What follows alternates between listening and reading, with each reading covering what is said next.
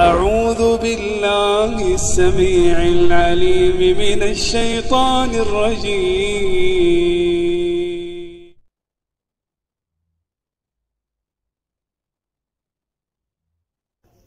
السلام علیکم ورحمۃ اللہ وبرکاتہ. بسم اللہ الحمد للہ والصلاة والسلام علی رسول اللہ وعلی آلہ وصحبہ ومن والاه وبعد.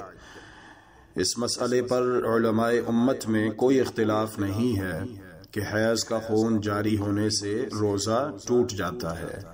اسی طرح نفاس کے خون سے بھی بچے کی ولادت کے بعد اگرچہ وہ تھوڑا سا ہو تو حیض والی اور نفاس والی عورت کا روزہ درست نہیں ہوگا، یہاں تک کہ وہ مکمل طور پر خون کے بند ہو جانے سے پاکیزگی حاصل کر لے.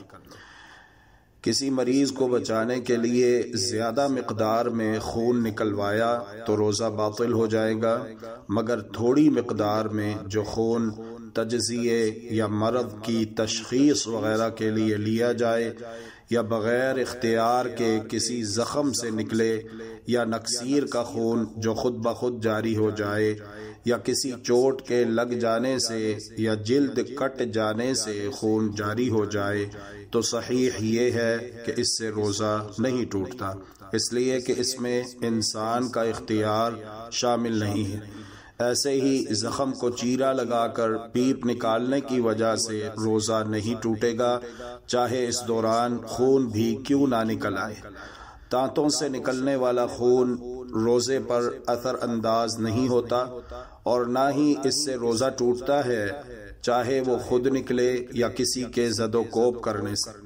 البتہ روزے دار اسے نگلنے سے احتیاط کرے. واللہ تعالی ولی التوفیق والہادی الى سواء السبیل، وصلی اللہ وسلم علی نبینا محمد وعلی آلہ وصحبہ اجمعین. والسلام علیکم ورحمۃ اللہ. اللهم إنك عفو تحب العفو فاعف عنا. اللهم إنك عفو تحب العفو فاعف عنا. إلهنا فاعف عنا يا كريم.